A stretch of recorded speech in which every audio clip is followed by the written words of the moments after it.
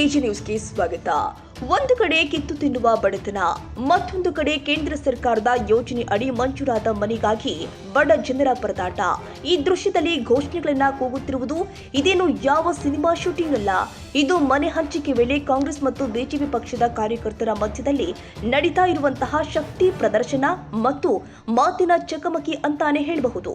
ಇನ್ನು ಇಲ್ಲಿ ನಡೆದಿರುವ ಹೈ ಡ್ರಾಮಾ ಬಗ್ಗೆ ನಾವು ನಿಮಗೆ ಇಂಚಿಂಚು ಮಾಹಿತಿ ಕೊಡ್ತೀವಿ ನೋಡಿ. ಈ ಹೈ ಡ್ರಾಮಾ ನಡೆದಿದ್ದು ನಿಪ್ಪಾಣಿ ನಗರದ ಫಲಾನುಭವಿಗಳಿಗೆ ಮನೆ ಹಂಚಿಕೆ ವಿಚಾರದಲ್ಲಿ ಅಂತ ಹೇಳಬಹುದು.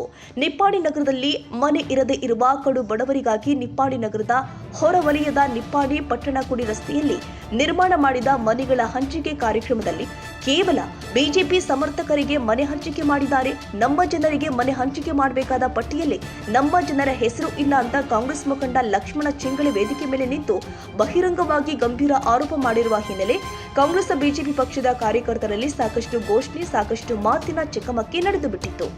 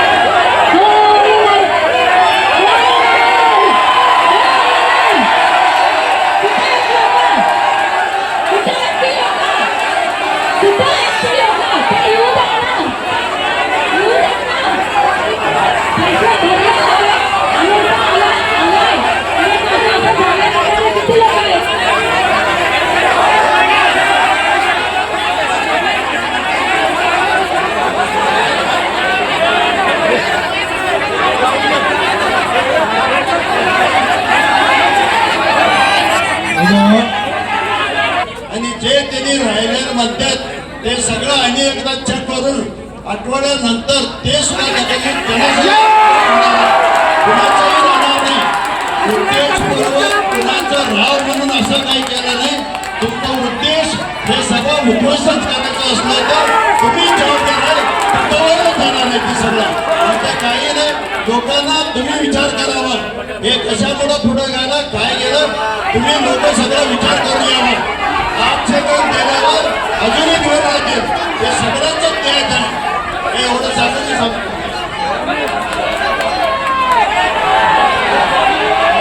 त्याच्यात काही वादच नाही आहे.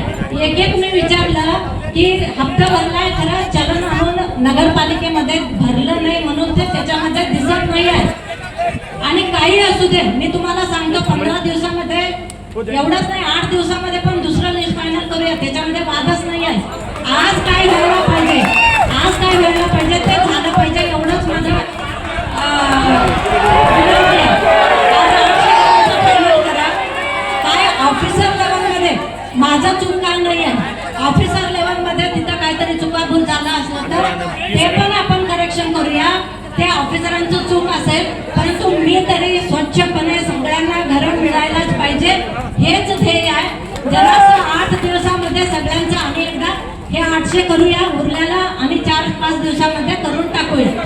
ಇನ್ನು ಈ ಎರಡು ಪಕ್ಷದ ಕಾರ್ಯಕರ್ತರಿಗೆ ನಿಯಂತ್ರಣ ಮಾಡುವುದಕ್ಕೆ ಪೊಲೀಸರಿಗಂತೂ ಸಾಕಷ್ಟು ಹರಸಾಹಸ ಪಡಬೇಕಾಯಿತು.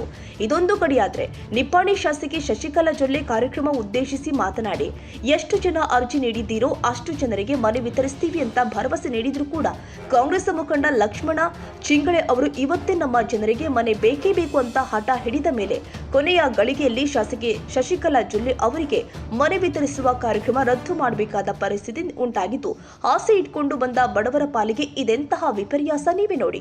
ಏನೇ ಇರಲಿ, ಕಿತ್ತು ತಿನ್ನುವ ಬಡತನ ಪರಿಸ್ಥಿತಿ ಮಧ್ಯದಲ್ಲಿ ತನ್ನ ಕನಸಿನ ಮನೆ ಸಿಗುತ್ತೆ ಅಂತ ಆಸೆ ಇಟ್ಕೊಂಡು ಬಂದ ಮಹಿಳೆಯರು ಬೆಳಿಗ್ಗೆ 10 ಗಂಟೆಯಿಂದ ಸಾಯಂಕಾಲ 4 ಗಂಟೆಯವರೆಗೆ ಅನ್ನ ನೀರು ಊಟ ಇಲ್ಲದೆ ಕಾದು ಕಾದು ಕೊನೆಗೆ ಕಾರ್ಯಕ್ರಮ ರದ್ದುಪಡಿಸಿದ ಕೆಲ ಕಿಡಿಗೇಡಿಗಳಿಗೆ ಹಿಡಿಶಾಪ ಹಾಕಿದ್ದಾರೆ.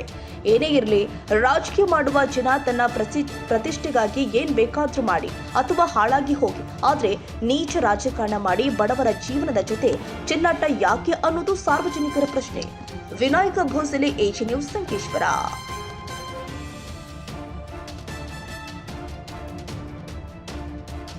ಕನ್ನಡಿಗರ ಮೆಚ್ಚಿನ ನಿಮ್ಮ ಎಜೆ 24/7 ನ್ಯೂಸ್ ಕನ್ನಡ ವಾಹಿನಿ ಇದೀಗ ಟಿವಿಯಲ್ಲಿ ಲಭ್ಯ. ಒಂದು ವೇಳೆ ನೋಟಿಸ್ ಕೊಟ್ಟಿದ್ರೆ ವಾಪಸ್ ತಗೋತೀವಿ. ಇವತ್ತು ವಕ್ಫ್ ಪ್ರಾಪರ್ಟಿ ಅಂತೇಳಿ ಬರ್ತದೆ ಅಂತ ಹೇಳಿದ್ರೆ ರೈತರು ಬೀದಿಗೆ ಬದಲು ಏನ್ ಮಾಡ್ಬೇಕಾಗತ್ತೆ? ಯಾರು ವೋಟ್ ಹಾಕಿಲ್ಲ ಅಂದ್ರೆ ಗ್ಯಾರಂಟಿನೆಲ್ಲ ಸ್ಟಾಪ್ ಮಾಡ್ಬಿಡ್ತೀವಿ.